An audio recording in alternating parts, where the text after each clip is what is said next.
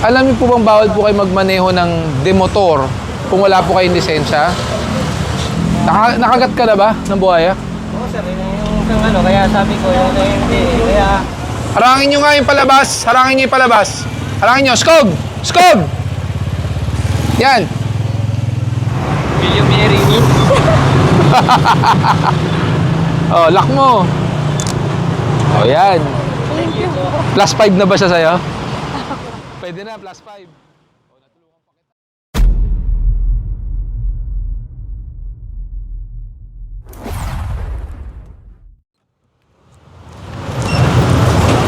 Harangin nyo nga yan kung walang helmet. Pakitabi mo. Ito nga. Yung dalawa.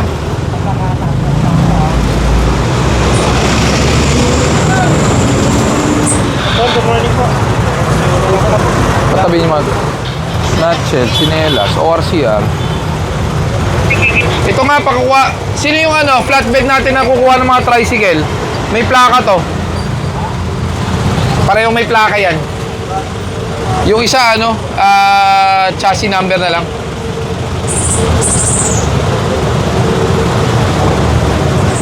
Kuya, alam mo ba saan ka dumadaan? Saan? Ha? Main road po. C5. Kapit lang din ako dito. Kaya nga, sa C5 ka dumaan pero walang helmet yung angkas mo. Tapos ikaw naka-nutshell. Dito lang sa school sa amin. Kahit nahihatid mo, dapat pina-helmet mo. Registered ba? Balingit?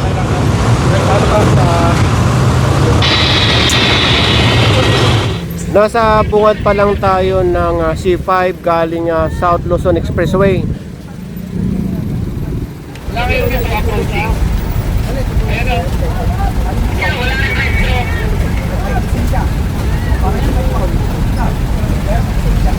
Nasaan ako na? Nasa Taytay eh. Alin ba wala na siya?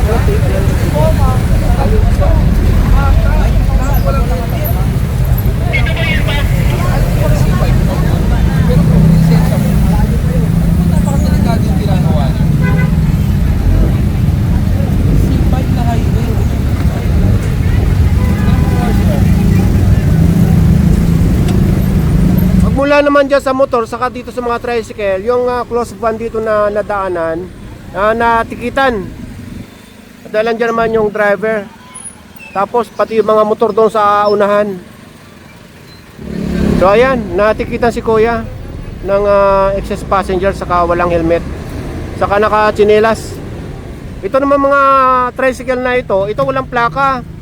Saka ito ay hiningi ng lisensya yung dumating dito. Ay wala namang maipakita. Kaya yan, mahahatak na. Saka sino po ba nagmamaneho niyan? Ikaw. Ikaw nagmamaneho. Asan lisensya mo? Ha? Wala kang lisensya? Alam niyo po bang bawal po kayo magmaneho ng demotor kung wala po kayong lisensya? Gano'ng katagal lang po niyo minamaneho to? Isang taon na. Isang taon ka na nagmamaneho ng walang lisensya. Bawal po kasi yun, ma'am. Dapat kumuha muna kayo ng lisensya bago kayo magmaneho ng motor. Kung ayaw nyo pong kumuha ng lisensya, suggestion ko, palitan nyo po yung motor nyo, bili kayo ng bisikleta. Pero ito, may impound po ito ngayon, ha? Wala po kasing lisensya. Tsaka wala rin pong plaka. Walang plaka. Hindi namin malalaman kung yan po ang plaka talaga. Doon na lang. Mukhang SIM, SYM nga. Ito, may isa pa dito, Nakalakata, bit.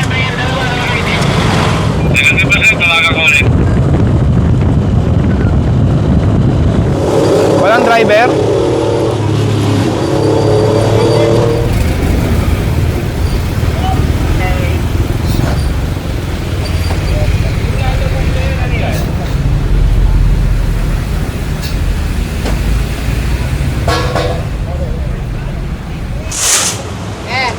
Bon.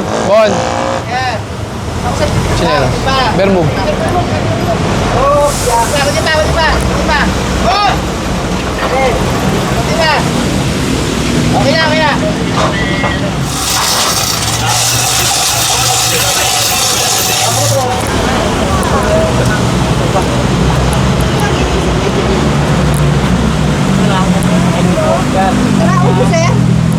Nakagat ka na ba ng buhaya? Oo sir, yun yung isang ano, kaya sabi ko yung hindi, kaya binigyan ko naman ayos yan. Nakagat ka na. Buti hindi ka nasugatan. Hindi ko naman sinabi na sila, sabi ko yun hindi. Kahit na, kausap mo kami. Parang gusto ko i-review. May ano ka ba? May ano ka ba internal? Review nga natin yung sinabi mo. Hindi, gusto ko yung sa loob yung sinabi mo eh. Ikaw talaga. Pwede ko ba sabihin lahat ng ano, driver ng truck, pasaway? Oo, diba? Hindi kami rin, sila yun. Ako, pagka ano, hiningi license ko, binigay ko lang yung bagay. Sabi ko, wala man lang konsiderasyon kasi sobrang anto ko na sir. Ang mahirap naman kasi ituloy ko yung pag-drive.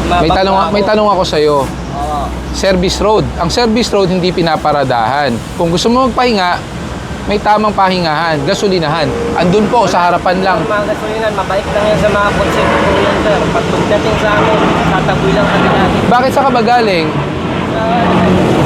Sa? Muntinlupa papuntang Baguio. Oh, bakit di ka natulog muna bago ka bumiyahe? Saan ka ba galing kagabi? Galing ka rin biyahe. Di dapat, pag galing ka ng biyahe, pahinga ka muna. Tulog ka na maayos, saka ka bumiyahe ulit. Hindi sa kalsada.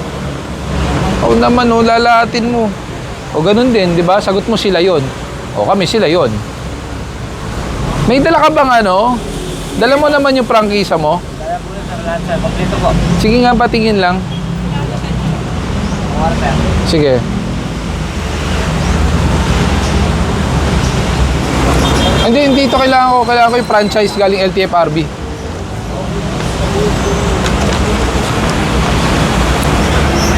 Sa susunod, makipag-usap tayo ng maayos, ha? May tinatawag kasing ano, violation na arrogance. May seminar yon. Alam mo ba yon? Ang license code mo, A hanggang B2. Ibig sabihin niya, ng B2, pwede ka magmane. Pero ako sir, nagkaroon na sa portal kasi nga, pinadagdagan ko nga yung ano ko. Yun lang, nasa yung portal mo. O, di ba? Karen. Oh, kagatin mo na lang. Kagatin mo na.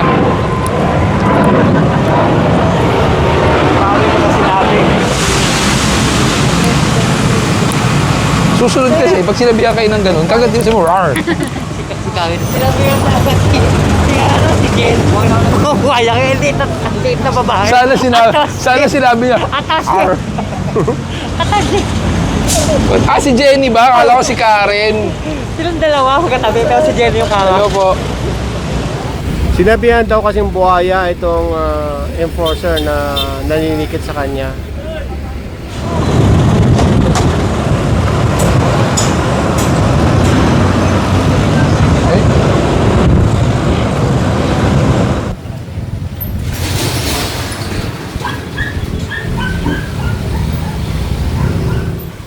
Nasa part pa rin tayo ng Taguig area, magmula ng C5, kumana ng MRT at kumaliwa ng 8th Street at kumana dito sa 3rd Street. Ang ibig sabihin ng MRT ay Marichu Rodriguez Tinga.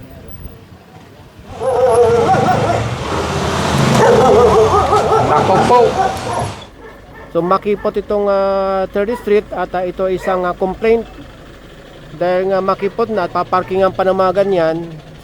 So ito, tinitikita na. Yung nadaanan natin kotse doon, natikita na. Opo, pero nga po ng lisensya para hindi po sa plaka matikitan po yan. Andito lang po ako. Ha? Andito lang po ako. Opo.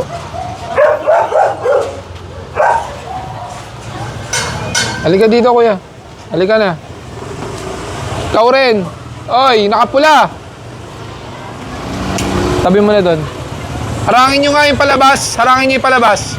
Harangin nyo. Skog! Skog! Yan. Balikin nyo dito yan. Ikaw naman, no. Ikot ka pa. Hindi, kala ko po, di ka patuloy kasi may nagkupan dito. Kala ko ba ano ginagawa? Pero yung angkas mo, walang helmet. Alam mo. Opo. Oh, yun. Kasi bumabalad dito bumili ng ano. Opo. Pero na lang po ng lisensya mo. Kala ko kasi hindi pinapatuloy kasi may kala ko may inspection. Akala ko rin kasi may helmet yung angkas mo. Kayo talaga. Di ba, sinanggalan ko kasi bumili ng ano, pagkain ng ano. Wala naman talaga siyang helmet eh. Meron po. Ano? Bumili lang po ng ano, bumili na ng pagkain ng pusa. Oh. Nakakabit ba plaka? Parang hindi Meron niya pa. plaka yan. Meron? Okay. Huwag po kayo mag-extend ha. Tanggalin po namin yung mga tungtungan.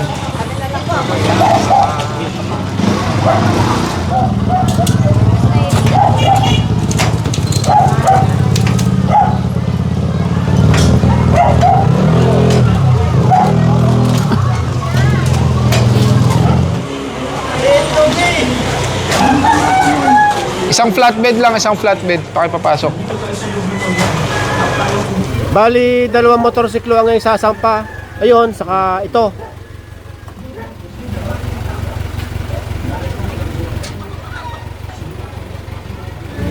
Okay, doon tayo sa unahan.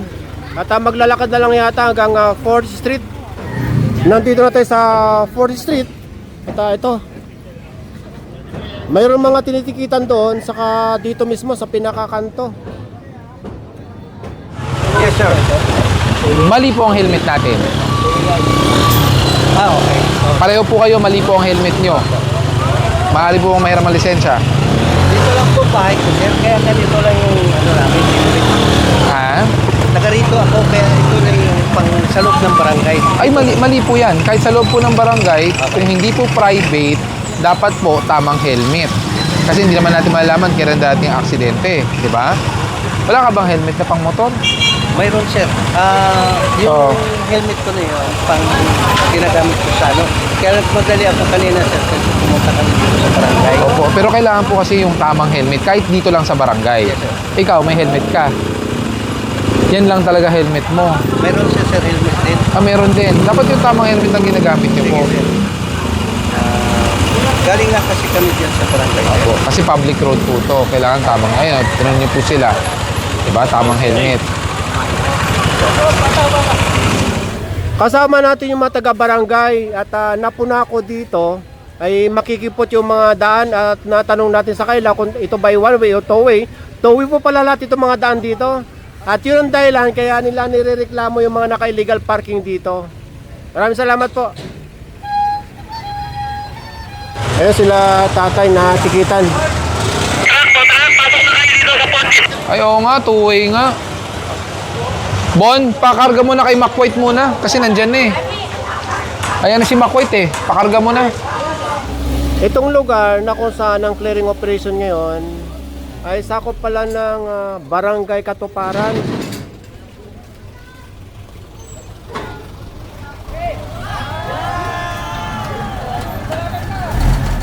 Mayroon pa nga hinahatak doon sa unahan.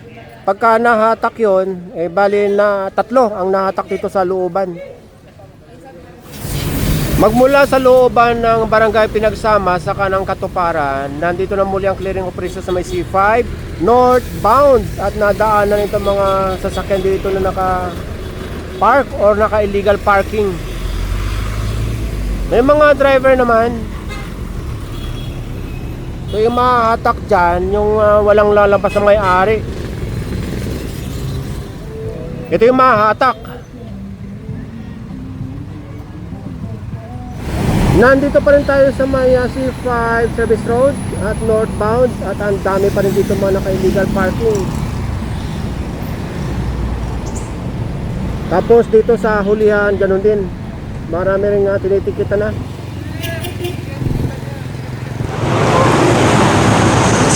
Yung palabas ka, saka mo sinuot yung helmet. Hindi ba siya na? Kaso ang problema, bawal din yung helmet. Kaya dito lang ako sa school. Pero bawal po yung helmet niya eh. Pang bisikleta yan. May lisensya ka?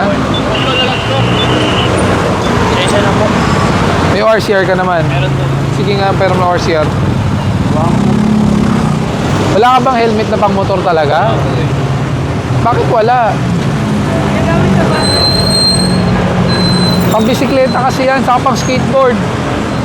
Kaya na po. O kaya pang e-bike. Alin po ba dito? ORC, ito. Ito. Kaso, may problema ka. Expired ang iyong rehistro. Ilan po? 2023 pa. So, ano pa to? Dapat nag-renew ka na nung 2024. Station na po. Naku po. Hindi ko po naman. Ilang taon mo nang ginagamit di rehistrado? Delinquent registration, pero may lisensya. So, dapat dalawang violation mo. Unregistered, delinquent, plus, unauthorized helmet. Ang unauthorized helmet, 3,000 yan. Magkano yung delinquent? 450 sa operator, 450, pali 900 lang. 900 lumalabas. So, parang lumalabas yan, 3,900 yan. So, pag hindi ka nagko-commute, yan ang gamit mong helmet. Tanggalin mo nga yan. Kanina to? Sa'yo? Hiniram mo lang? Sa'yo. So, minsan yan, minsan ito. Alam mo rin bawal to? yung pag-angkas, may angkas lang po. Ito pag yung ako po yung gamit. Kaano mo ba? Kaano ba siya? Manliligaw. Hindi habal-habal ha? Hindi po. Bumabait po ako. Okay, nanigurado lang ako. Manliligaw. Ako, bad shot ka tuloy ngayon. Kaya nga po eh. Imbis plus 100 minus 5 agad. Bibigyan kita ng plus. Beles, bibigyan ko na ng helmet tong angkas niya. Tikita mo na lang doon sa Oo. Pakwa doon. Plus 5 ka na. Napapanood ko lang ito, tapos nakita ko sa first. Gano'ng katagal na ba naniligaw? Ano na po? 1 month. 1 month. Schoolmate mo? Kapitbahay? Ha? Player ng? NPL po natin. Okay. Basketball player pala to eh. Panunan muna tayo. Bibigyan ka bagong helmet. Para pag inaangkas ka naman niligaw mo, hindi ka mauuntog. Naku, napakaswerte mo. Mukhang pambabae pa, ang dala ko. Umukunin ha. Sa kanya to ha. Okay na ba sa'yo, Ping? May extra visor. Ito, kinakabit to sa likod. Tulungan mo na magkabit ha.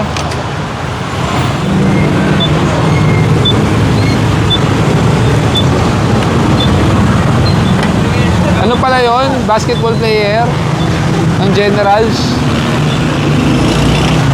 Ito yung visor ha. Pwede mo iakit yan. Ha? Halika. Halika dito. Ikaw magsuot sa kanya ng helmet. Parang sing-sing lang yan. William Mary.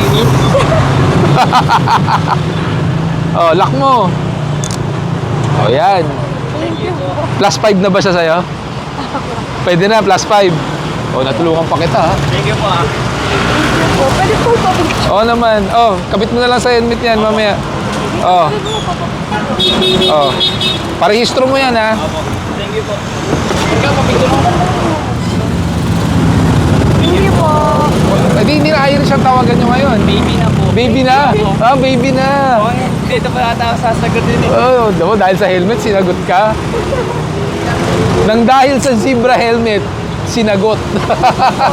Thank you po. Sige. Mag-iingat ha.